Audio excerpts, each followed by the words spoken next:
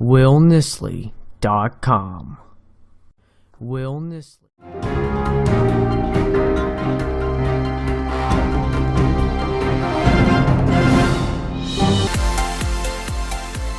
One day after the Martin Luther King Jr. holiday in the U.S., CNN 10 is kicking off a new week of news coverage. I'm Carl Azuz. Thank you for watching. For many people in America, yesterday was a day off school or work. The holiday became official on the third Monday of January in 1986, after President Ronald Reagan had signed it into law more than 2 years earlier. But in recent years, the U.S. government has pushed for the Martin Luther King Jr. holiday to be recognized not as a day off, but as a day on, a day of service. The Corporation for National and Community Service quotes Dr. King's statement that life's most persistent and urgent question is, what are you doing for others? So that theme joins the memory of Dr. King's impact on the U.S. civil rights movement. Dr. Martin Luther King Jr.'s legacy of nonviolent protesting lives on. To get a better understanding, I took a trip to Atlanta's Center for Civil and Human Rights.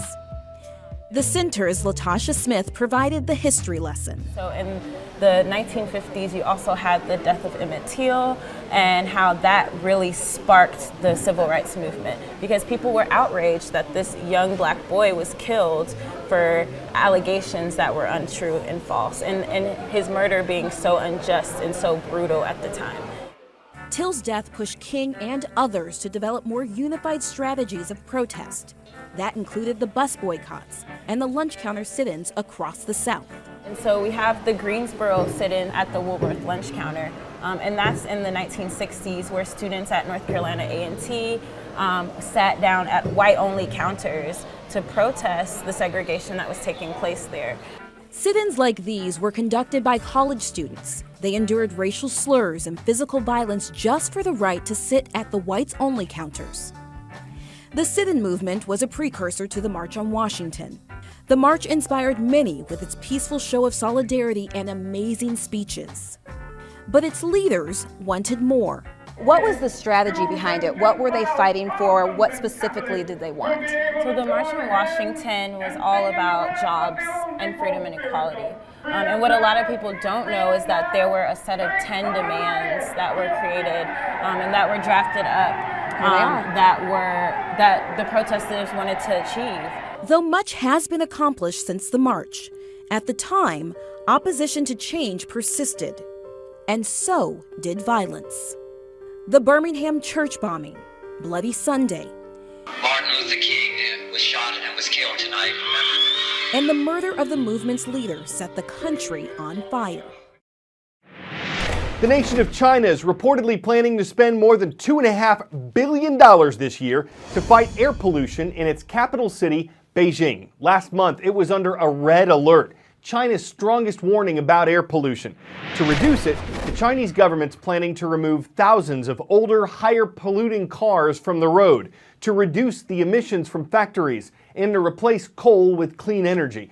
There are steps that people who live in Beijing can take to clean the air at home, but in a city where the average salary is under $17,000 per year, this won't be an option for most people. Before I came to Beijing, I would never imagine that my routine will so close to carefully measure the pollution around every corner of life. To prove a place for pollution, there's a few things to consider. The level of PM 2.5 to make sure the level is low. But on the other side, if you seal very well your house, levels of CO2 will start to go really, really, really high.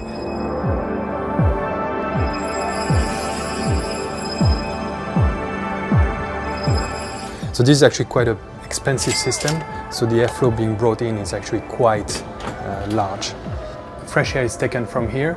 It goes into the pipes, into every single room. So you've got one pipe going here, you've got the other pipes going there to serve every single room into this apartment. But you still need to have this kind of standalone equipment, air purifying machines, usually one per room, in order to really make sure to finalize the cleaning of the air. From the moment you open your eyes until the moment you rest in the evening, every corner. You have to pay really attention to the air, to the water, to the food you eat. It's like here's an alarm constantly ringing, you know. 10-second trivia. How much of the Earth's surface is covered by oceans? 35%, 56%, 71%, or 97%? The oceans cover about 71% of the Earth's surface, but they have 97% of the planet's water. And in that water, potentially millions of undiscovered plant and animal species.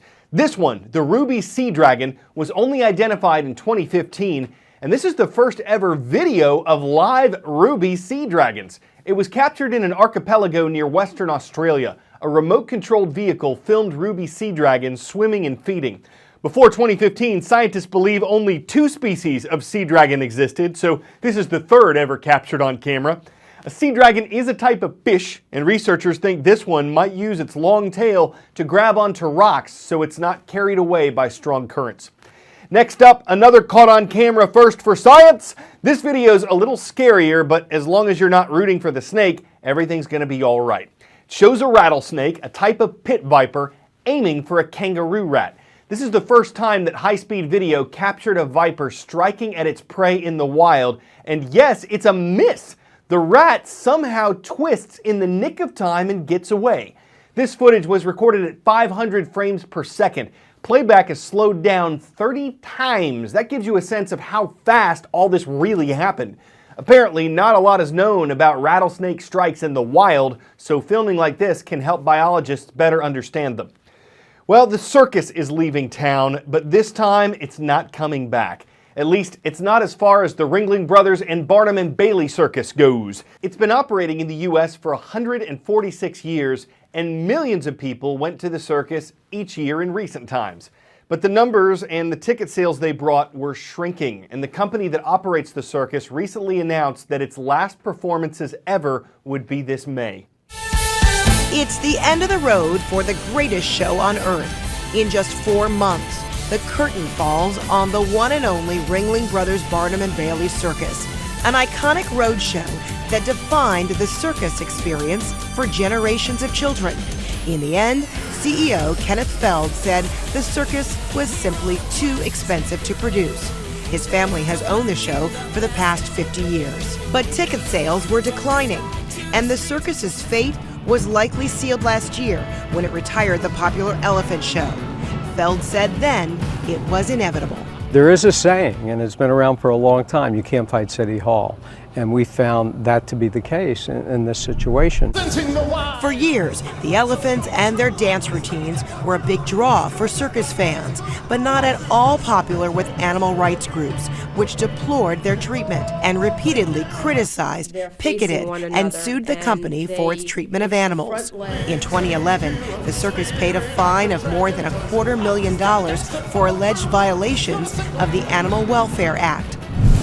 And last year, it retired the elephants to a conservation center in Florida. After the closure was announced, People for the Ethical Treatment of Animals declared victory, while admitting its war against other wild animal exhibitors, including marine amusement parks like SeaWorld, is far from over. The last performance of the Ringling Brothers Barnum and Bailey Circus will be on May 21st in Uniondale, New York. Frederica Whitfield, CNN, Atlanta. Responding to animal rights groups, the CEO of the company that owns the circus says its closure is not a win for them, and quote, "This is not a win for anyone." He added that entertainment has changed and that the traditional family unit is different.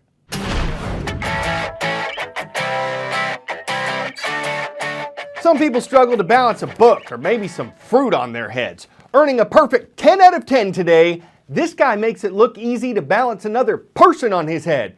But it's not just the balancing here, it's the Guinness World Records set when 2 Vietnamese circus performers and brothers went head-to-head and ascended the 90 stairs of St. Mary's Cathedral in Girona, Spain. They did it in 52 seconds.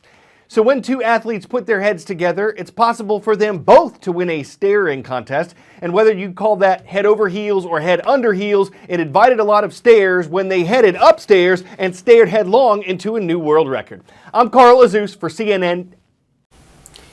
You can subscribe to my channel right here.